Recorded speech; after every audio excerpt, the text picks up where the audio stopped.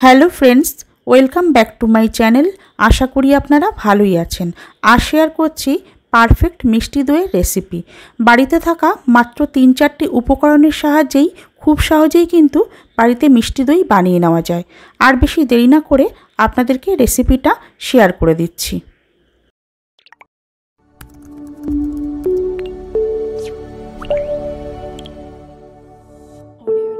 মিষ্টি দই বানানোর জন্য সর্বপ্রথম 200 গ্রাম টক দইকে এইভাবে একটু জল ঝরিয়ে নিচ্ছি।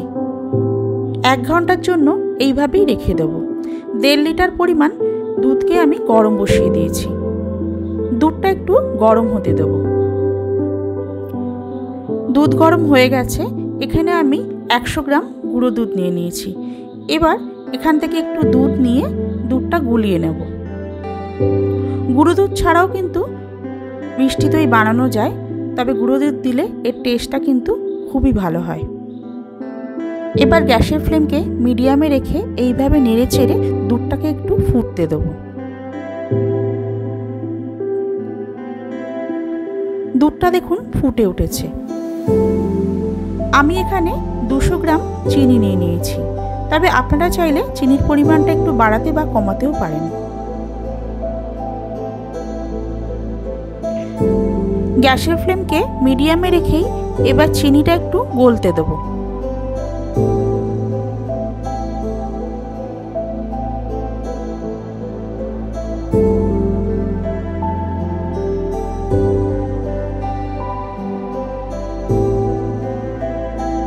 চারটি ছোট এলাচকে এইভাবে একটু ফাটিয়ে নিয়েছি। এবার দুধের মধ্যে দিয়ে দিচ্ছি। আবারও কিন্তু গ্যাসের ফ্লেমকে মিডিয়ামে রেখে নাড়তে থাকবো। তবে খুব বেশি পরিমাণ দুধটাকে ঘন করতে হবে না, আরও হাফ কাপ পরিমাণ কমে যায় ততটাই আমি দুধটাকে এইভাবে নেড়ে চেড়ে ঘন করে নেব।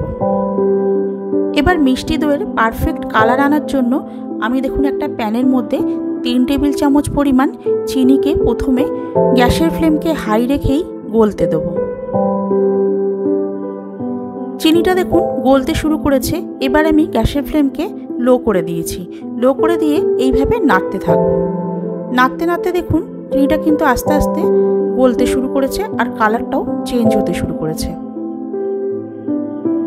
দেখুন কালারটা কিন্তু অনেকটাই চেঞ্জ হয়ে গেছে। এবার আমি এর মধ্যে কিছুটা পরিমাণ দুধ দিয়ে দেব। আবারও এইভাবে নাড়তে থাকবো। আমি যেই দুধটাকে গরম করছিলাম সেই দুধের থেকেই কিন্তু কিছুটা অংশ আমি এখানে দিয়েছি।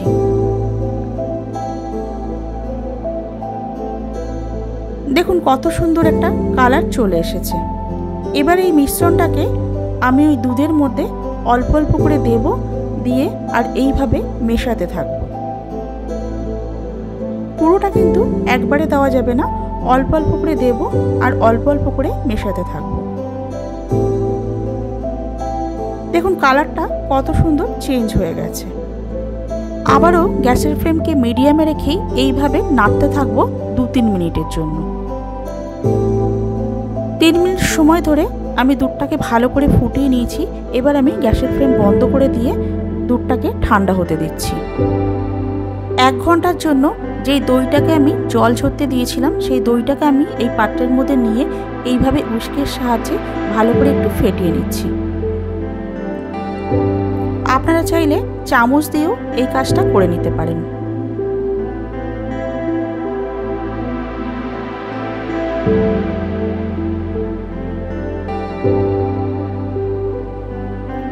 খুব ভালো করে আমি ফেটিয়ে নিয়েছি।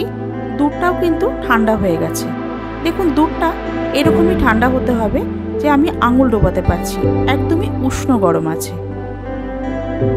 এলাচের ফ্লেভারটা কিন্তু ভালো মতো দুধের মধ্যে চলেই এসছে। আমি 2টো এলাচ তুলে নিচ্ছি, 2টো রেখে দিচ্ছি। আপনারা চাইলে সবগুলো তুলেও দিতে পারেন বা রেখেও দিতে পারেন। এবার দইটা জমানোর জন্য 10 মিনিটের জন্য কড়াইয়ের মধ্যে এইভাবে একটা কিচেন স্ট্যান্ড রেখে কড়াইটা 10 মিনিট প্রিহিট করে নিচ্ছি।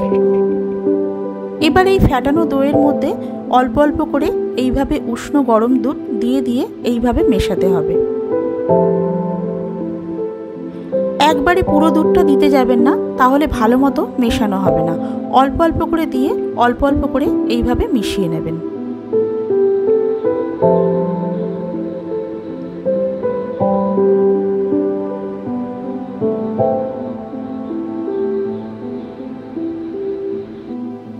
সম্পূর্ণ দুধটাই আমি ভালো করে মিশিয়ে নিয়েছি।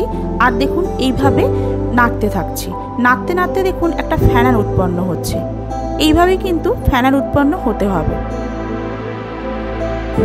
এবার এই মিশ্রণটাকে আমি এই হাঁড়ির মধ্যে ঢেলে নিচ্ছি। আপনারা কিন্তু হাঁড়ির মধ্যেও ঢালতে পারেন, বা বাড়িতে থাকা কোনো স্টিলের পাত্র হোক বা কাচের হোক বা চীনামাটির হোক, যে কোনো পাত্রতেই এইভাবে ঢেলে নিতে পারেন।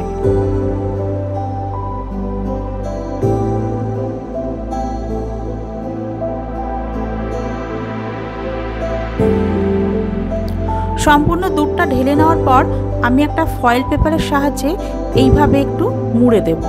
তবে আপনারা চাইলে যে কোনো ঢাকনা বা খবরের কাগজ বা যে কোনো কাগজ দিয়ে এইভাবে ঢেকে দিতে পারেন।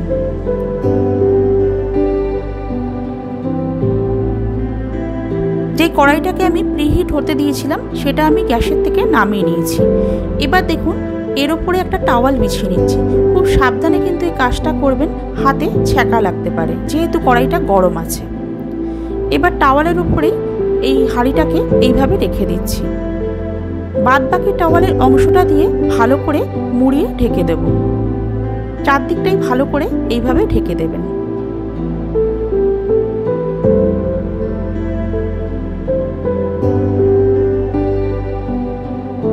এবার একটা ঢাকনার সাহায্যে এইভাবে একটু ঢেকে দিচ্ছি।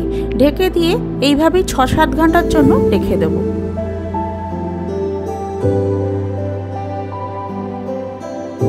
7 ঘন্টা পর আমি ঢাকাটা খুলে নিচ্ছি।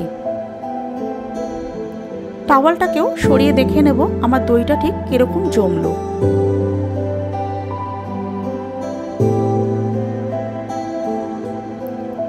দইটা দেখুন খুব ভালো মতোই জমে গেছে। আবারও ফয়েল পেপারটা ভালো করে ঢেকে দেব।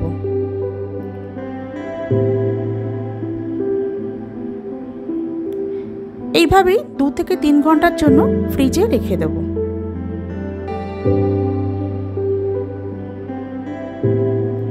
3 ঘন্টা পর আমি দইটা বার করে নিয়েছি। দেখুন দইটা কত সুন্দর তৈরি হয়েছে। দইটা দেখতে যতটা সুন্দর হয়েছে খেতেও কিন্তু ততটাই সুন্দর হয়েছে।